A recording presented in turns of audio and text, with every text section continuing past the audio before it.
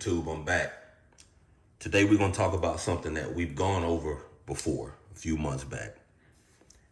And the reason I want to talk about it is there's some things that I just don't understand. I really want to know, what is it about this Springfield Echelon that so many people just don't like it? Me personally, I don't get into the individual biases that people have for brands. If I see something and I want it, I'm probably gonna get it. If I like it, I'm gonna use it. I'm gonna carry it.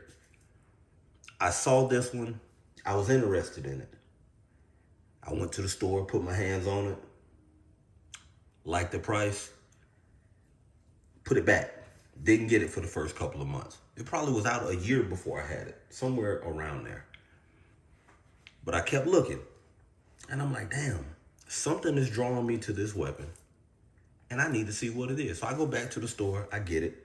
At the time that I got it, they had some promotion going on where you send your receipt and you get a bag and some extra mags. So I end up with like 5 or 6 mags to this thing, a case for it.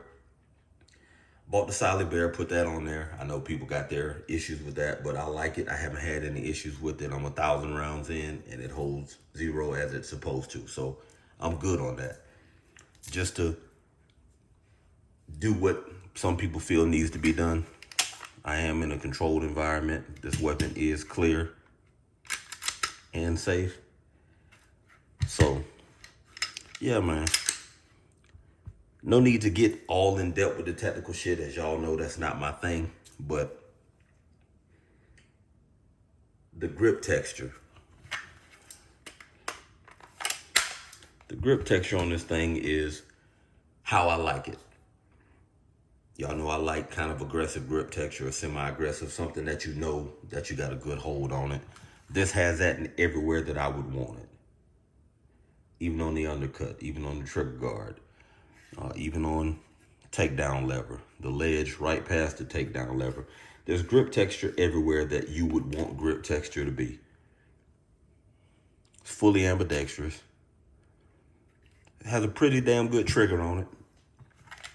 Come with some, for me, I like the front sight. I'm not really a fan of the rear sight. I can't co-witness with this setup that I have, and it's not one of those weapons that, you know, I'm using all that often. It's 0, just maintain the 0 for the full 1,000 rounds. I'm good where I'm at with it.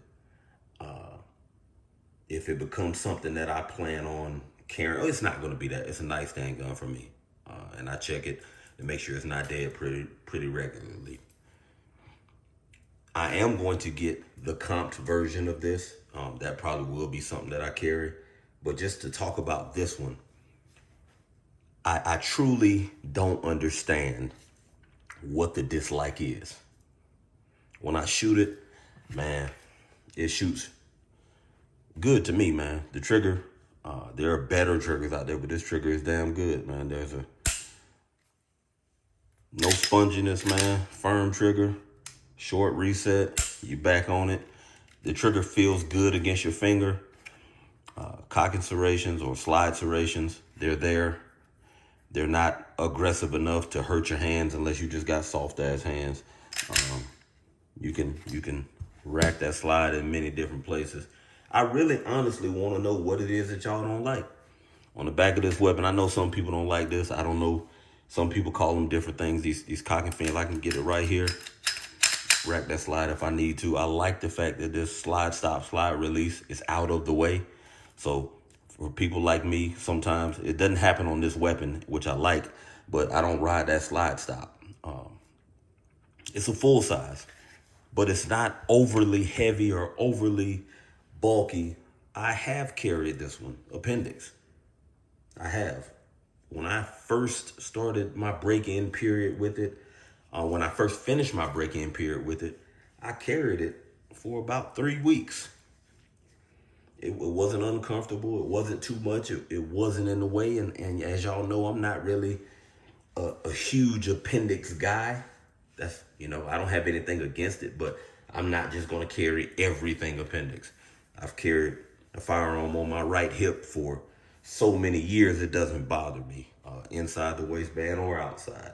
I prefer to carry inside, but there are some situations where I do carry outside, or I may have to or need to carry outside. But I really feel like because of things that don't actually matter when it comes to a firearm, people are choosing to stay away from this, or there's a select group of people who decide to get this. If you are not a Glock guy, but you want something along the lines of a Glock 17, I would be the person to tell you that this is what you need to go get. And I don't know if I have it in here. Let me look. I do have it in here. Just for comparison, let me take this round out the camera because I don't want to hear shit about that. Just for size comparison purposes, man, there's my Glock 17. Gen 5 Glock 17. Another nightstand gun. For comparative purposes, man, these weapons are damn near identical in size. Even though they're identical in size, damn near, the Echelon feels better in your hand. And y'all ain't gonna want to hear this, the Glock loyalist. The Echelon feels better when you're firing it. Recoil impulse is better.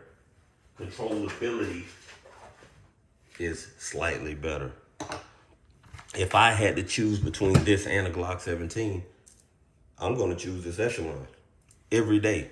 No question about it. It's been around long enough and been through enough tests with enough shooters to we can say it's fairly reliable. Now, it ain't been around since 86 when Glock came here, but it's a damn good weapon, man. And it's at a damn good price for what you get with it. That modular optics mounting system where you can pretty much mount whatever without having to buy plates. I mean, you really can't beat that with a stick.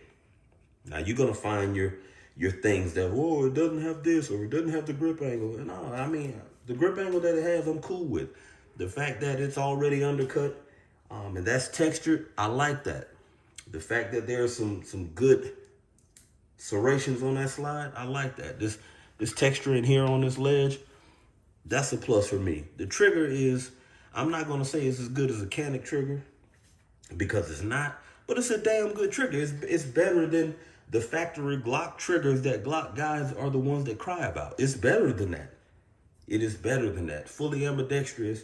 Like if I just had to go point for point with this in a Glock 17, I hate to break it to you, but this is going to, beat that Glock 17.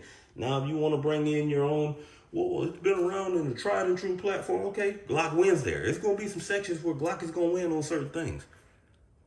But in comparing that Glock to this weapon, there's no way in hell you're going to tell me that Glock wins. It doesn't. It just does not. And you don't have to like what I'm saying.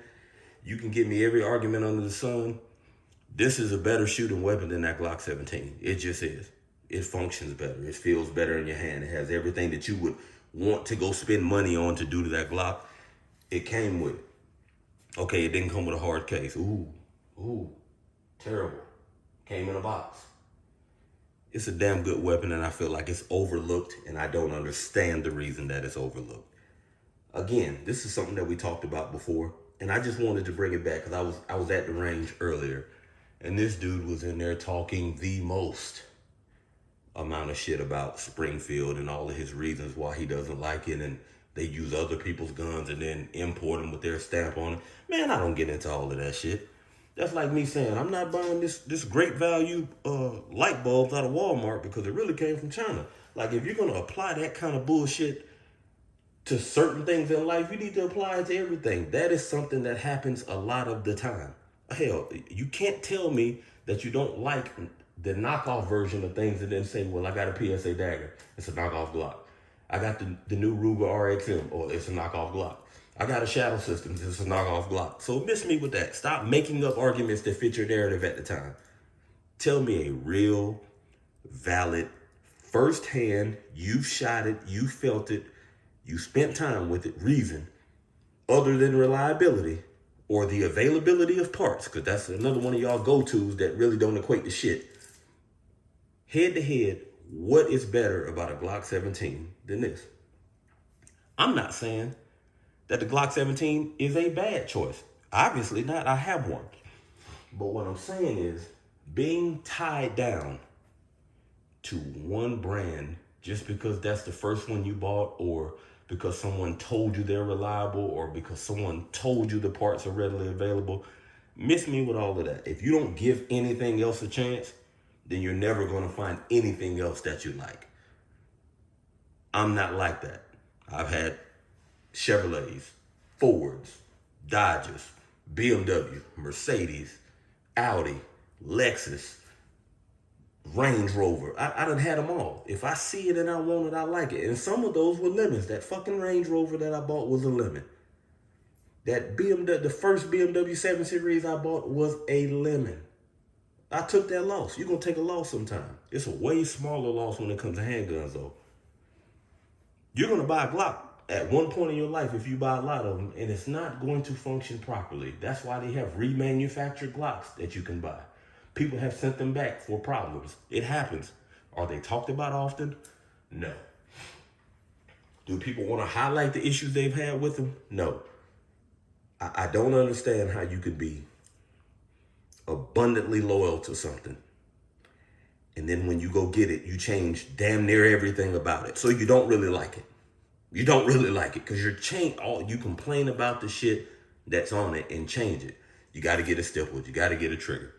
You got to get this done. You got to go buy an upgraded barrel. You got to change out the Glock sights. You got to change out this. You got to change out that. You're doing all of that shit just to say I got a Glock. At that point, it's not a Glock anymore. At the point of all this shit that you put on there, it is not a Glock anymore. So is it that you are just stuck on Glock, or just fits your fancy to tell that story? Either way, this is a good gun. I really think that y'all are overlooking something that you would enjoy shooting if you took the time to shoot it. Like, share, comment, subscribe. I'll catch y'all next time.